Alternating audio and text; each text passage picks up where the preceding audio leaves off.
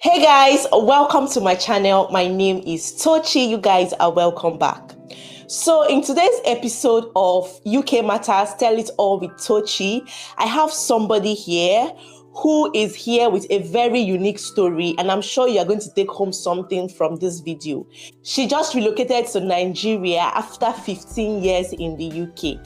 I'm sure you're asking yourself, why did she do that? That is why she's here, to tell us why she made that decision, the challenges she faced in the UK, how she was able to go with her children. She has 4 children, by the way, and they are all in Nigeria right now after 15 years in the UK. It's a story I'm eager to hear, and I'm sure you guys are itching to hear these stories. And besides, she has a business in the UK, and she left everything she had worked for to move to Nigeria after 15 years. Wow. And she would also share her experiences living in the UK, telling us some of the mistakes we should avoid as immigrants in the UK so that we would all live a comfortable life. And then eventually, if you decide to move back to your home country after you've made a little money in the UK, then you can do that easily. So she will just share with us the transition and everything. So over to you. Thank you so much, Tochi. Yeah, my name is Ada. Like you can see already, I'm Nigerian, fully Nigerian. You can tell from my accent and the way I look. I got married almost immediately I finished the university. So I joined my husband in the UK. He was already in the UK, so I basically joined him. So yeah, and I've been there for 15 years. I worked and lived in UK, had my 4 children there. My children are aged 13, 11, 7, and my last baby will be 2 in November. That's next month. So yeah, we recently relocated from the UK to Lagos, Nigeria, and yeah, it's been fun. If you ask me, it's been all worth it. At least for now, I don't have any particular complaints to make apart from the usual Nigerian wahala. Yeah. Wow. All right. Thank you very much, Ada, for coming. Can you please tell us how it started for you, exactly why you decided to move to Nigeria with your family? To cut the long story short, I got bored. I got bored in the sense that I wake up in the morning, I do the same thing every day. Over the years, I've worked all sorts. If you live in the UK as an immigrant, especially from Nigeria, when it comes to work, we work our butt off, like we do all sorts. So I've done all those, working here and there, different jobs, but I know that is not what I want to do. But for the fact that I was newly, I just relocated there, I had to do something. So I remembered, because I studied banking and finance in the university. So I was hoping to come to England and, start from there and then see how far I go with my career. So I remembered I applied for the job. I was invited for the interview.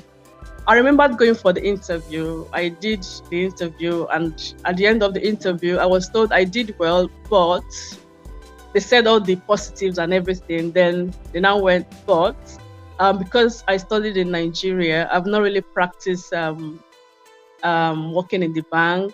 I have to start as an intern. And doing that, I'll be working for 6 months without pay. And yeah, that was, I don't want to mention the bank, but it's a very popular bank in England. So they will take me on pay your bills without Thank you. pay. Thank you. So UK, where you have so many bills to pay. I took everything they said on board, and I obviously came home and told my husband, and we were like, what are they talking about? So I'll just be working for free, not even if it is apprenticeship pay, at least some form of payment, And I was told that's what it is. Then after 6 months, they will review it and see if they will take me on or not, like take me as a permanent staff or not. So that was my first experience of, like, the experience was not good for me because I just came. We all need the money. That's for me. My reason for coming to England mainly is to join my husband. And most of us that are traveling is all about greener pastures for most of the, not everybody, but most people. So why would I come, work for 6 months without pay? How will I tell my parents? Like, it's my own obodo difference.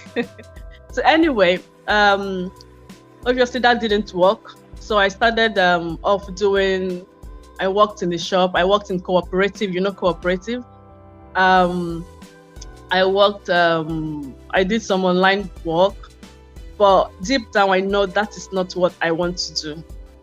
I know I'm working for people, I'm getting the money, but deep down, with the way the system is over there, I don't really like the whole, it's like I'm trapped, going to work, come back, and it wasn't really working for me. So the one that really did it for me was, I remembered, wanted to travel to Nigeria in 2011, and I put in for my holiday, because you have to request for your holiday. Yeah. So my slip came back not approved. Reason, because if I leave now, it will be too much for the company. The business is going to suffer because they're losing staff. They don't have cover for me. And I've made arrangements with the hope that I will definitely get the holiday because I was eligible to get my holiday. And they rejected they didn't approve the holiday. And that was what did it for me. I was like, no, I can't live my life like this, like at the mercy of other people. So from that very moment, I actually quit the job without any backup plan. Like, I knew I was going to get another job anyway, but usually you have to get another job to quit the one you're currently doing. But I just quit that job. Like, this is not for me. I can't live at the mercy of people. So that was what actually made me started thinking about what to do for myself, to be my own boss. Like, not just being your own boss in theory, but practically. So that was what did it for me. I started thinking and, researching and prayed about everything. And I was led to what I am doing now. So we set up the business, myself and my husband. By the way, he used to be in the army, the British Army. So, so again, because of the nature of the job, once it goes away, it stays sometimes 3 weeks, a month, 2. It's not always around. We have children together, and it's like I'm always alone, and so all those put together, we know that this is not what we want to do for a very long time. So we just made up our mind to say, okay, this is what we're doing. So finally, we set up our business. I think setting up the business was the break for us. It was a big struggle to set up. We faced so many challenges. It's not like I'm living in denial. I don't want to say what it is, but the last thing I want to do when it comes to my struggle in England is to use my color. Because I think people are just using any little thing. Oh, is it because of my color? Is it because I'm black? Is it because I'm from Nigeria? The last thing I want to do is to use that as an excuse. But unfortunately for me, at a time, it became apparent that because I am this, because I am Nigerian, because I am black, it became obvious that part of the challenges we were facing was that. But anyway, we overcame that. The business was up and running. The government officials that came to, do the inspection and everything, they were finally fine with everything after months of back and forth. So we finally set the business. So like I was saying before, so setting up that business was like the break for us. Yeah. I use the word break because I go to work when I want to go to. I decide to stay at home when I want to stay at home. It comes with its own challenge, but I rather go through that challenge than having somebody hold me down to say, you can't do this, you can do this. So you moved from being an employee in the UK to being an employer in the UK. Wow. Exactly. That's huge. Yeah. So was it after you set up the business that you now decided to leave the UK? Yeah, setting up the business, I didn't decide then, but as the business was operating, like as we were running the business, the first few years, it's normal business wahala, like the normal challenges you go through when you set up a business, the normal staffing, recruitment issues, the branding, all the usual initial challenges and struggles that comes with a new business. We had to deal with that. So especially after the pandemic, it was obvious that I think we've established this to the point that we can actually confidently leave this for people to run while we do something else. Right. Yeah. So having a business that is up and running and doing well, why did you now decide to leave? Yeah, I decided to leave because I want people to do their job. I wanted people to do what I'm paying them to do. Because while I was in the UK, initially when we set the business up, I was running the place and I had like an assistant and other staff working with me. So I worked like that for some time. And again, it felt okay for me to step down and let somebody else to do it. Because what was really important to me is the family life. I wouldn't want to, part of setting up the business is for me to have that family work balance. Like I have time for my family, So the business was quite demanding when it comes to running. I have to be there very early in the morning and I close late. Even when others are gone, I'm still there trying to make sure everything is nice and, ready for the next day. So I was doing this, which is fine. I was enjoying it, but my family, I wasn't there as a mom and I wasn't there as a wife, which defeats the whole point of setting up a business. Part of setting up a business is to have that freedom, especially spending time with family, go to holidays when you want to go, having your own time. So what we did was I just stepped aside, got in a manager, a deputy manager, a business manager, and the other staff. So basically, they run the place while I oversee. So before coming to Nigeria, what I basically do is I wake up in the morning, open my computer, check my emails, reply to enomails. If there's any scheduled appraisal, I do my appraisal via Zoom or I go in. If we've got any management meeting, I can do it via Zoom or again, go in. So I had that luxury of time.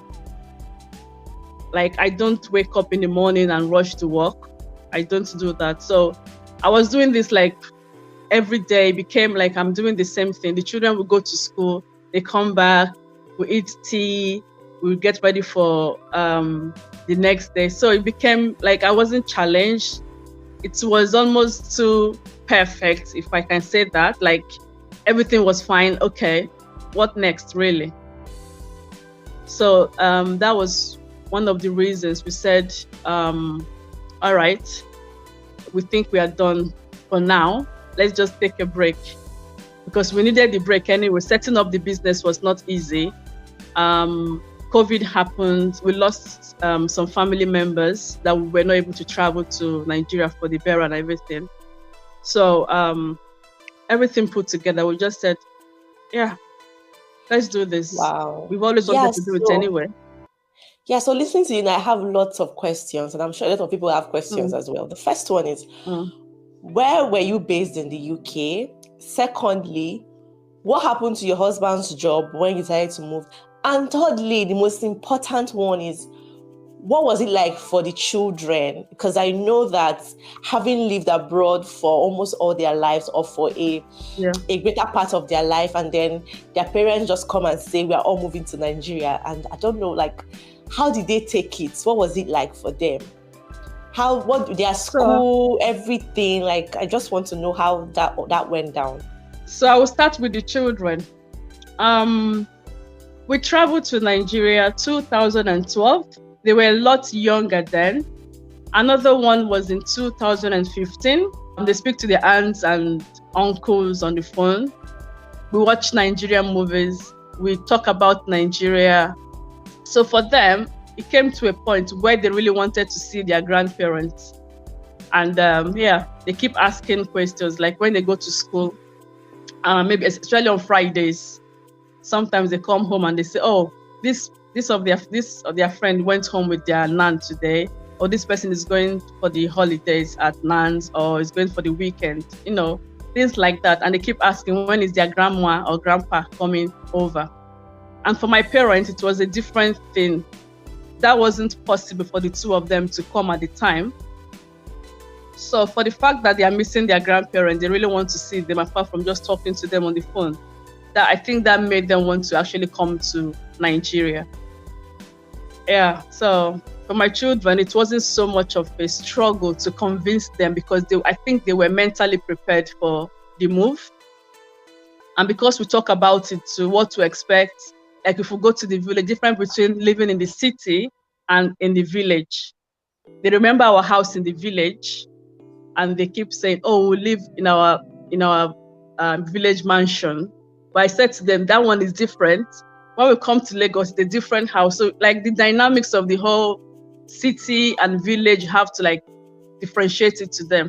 So I think they were really excited to go to the village house, come to the city, things like that. They really wanted to come and explore and, see for themselves. I think they were really prepared for the move. So it wasn't really a big move. Like the transition was smooth, if you ask me.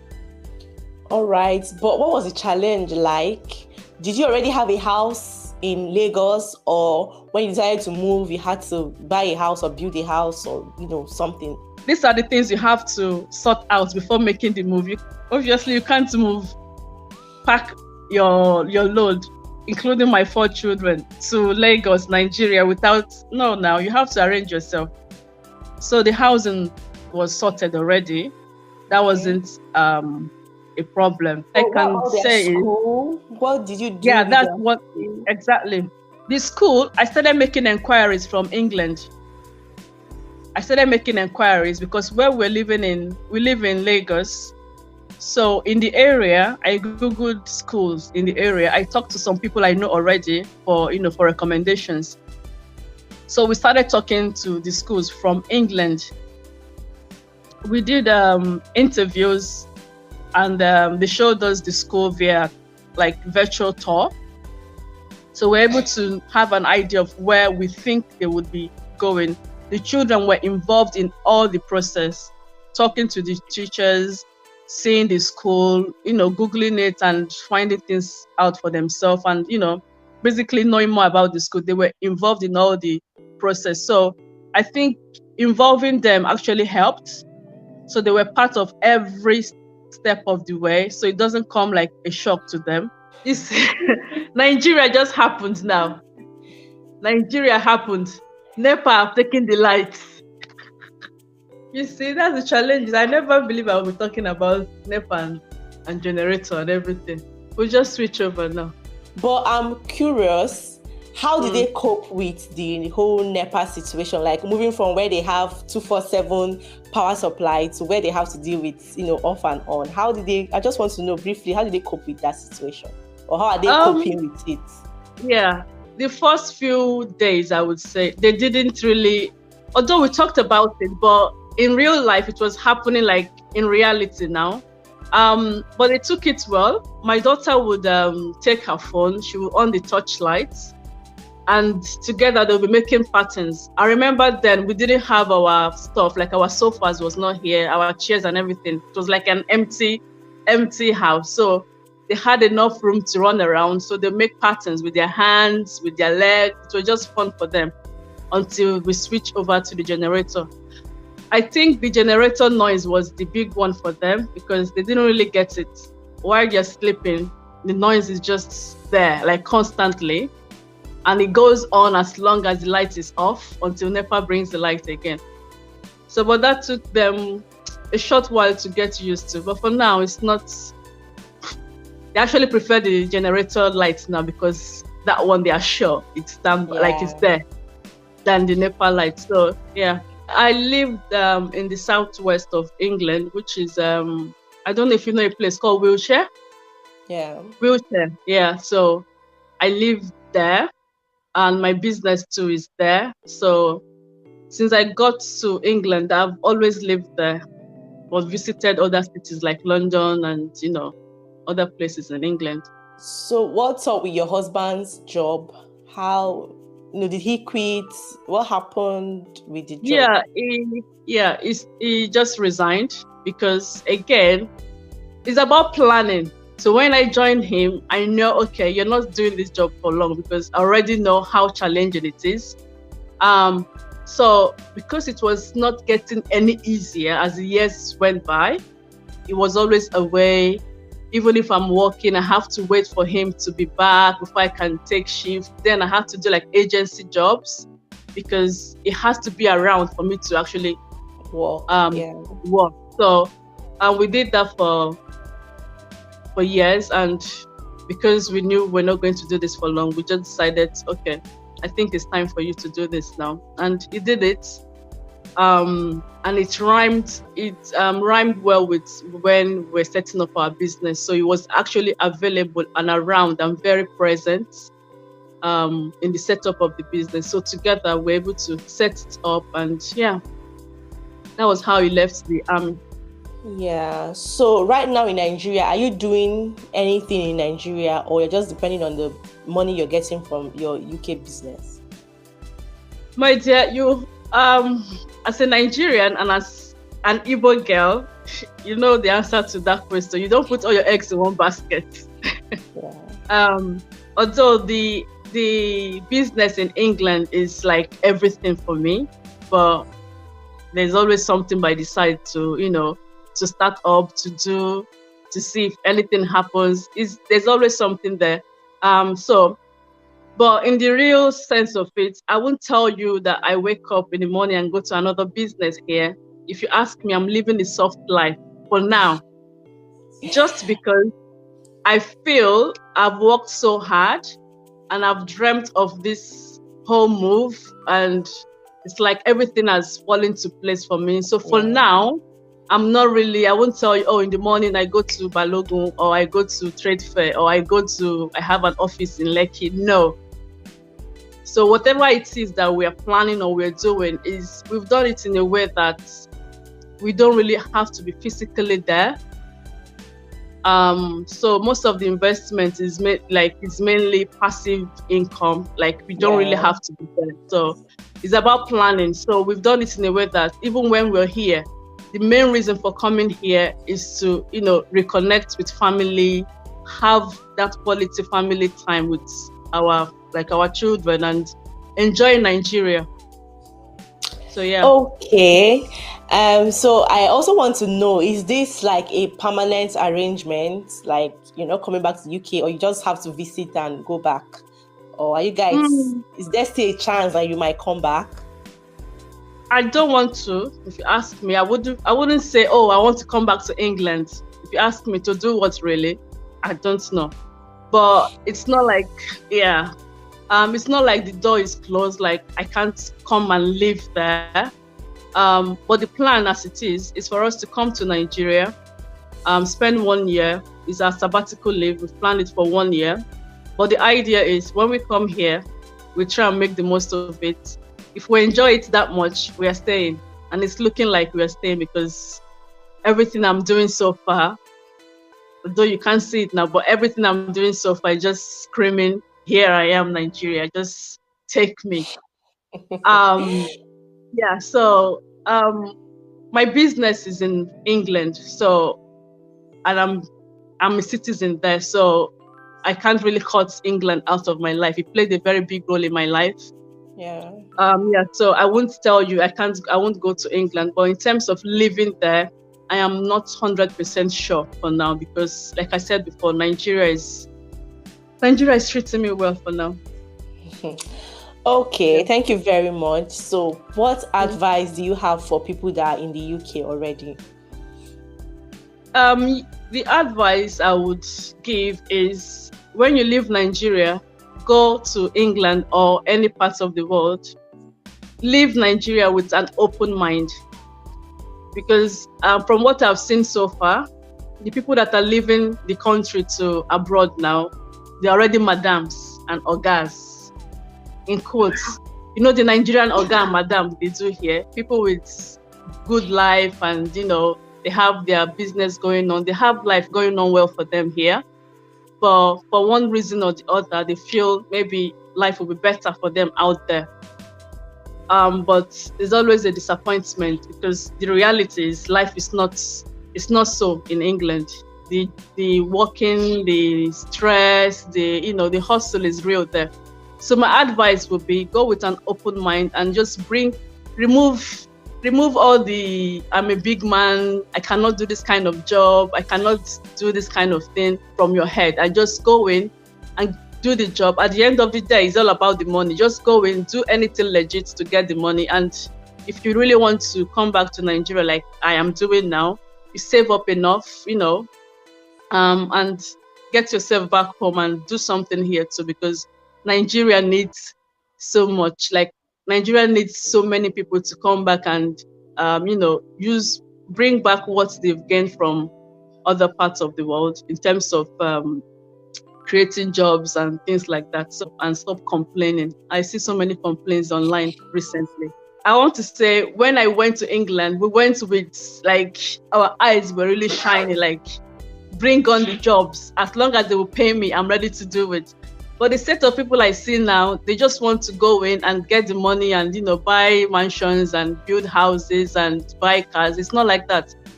It took me 15 years to be where I am now, and my husband 20 something years. So it doesn't, all these things did not just happen in one day, in 1 year.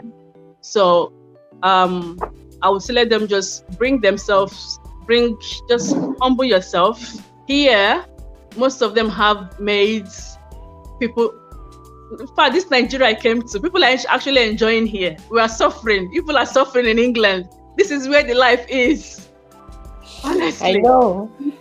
You see, someone that does it, they have maids. Someone that is cutting grass, they have cook. As long as if you can pay them 30,000 naira, 40,000 naira, which is nothing to compare to how much it is in pounds. So people are actually having the best time of their lives here. So, but the problem now is if you see people like that now leaving Nigeria and going to England or any other parts of the world for greener pastures, I think they struggle. Yeah. So, which brings me to, if you're going there to succeed mentally, you have to keep all those my big man and big woman in your house and just go get the job done and make the money and do something for yourself and your family. Yeah. All right. Thank you so much, Ada. It was nice having you here. I'm inspired. Thank you very much. We hope to have you here some other time to come and share more tips for us on how we can live and survive and be successful in the UK. Thank you very much. And guys, Ada also has a YouTube channel. The name of my YouTube channel is Ada Living Inspirations. So it's basically sharing my life, my experiences as a mom. On there, you find videos from when I was in the UK and now that I'm in Nigeria. So my recent videos are just about my Nigerian experience as a mom, as a businesswoman, and, as a woman trying to make the most of her life. So yeah, if you come to my channel, those are the kind of content you will see. All right. Thank you very much. So guys, please visit Ada and show her support. Thank you guys for watching this video. And I'll see you guys in my next one. Bye-bye.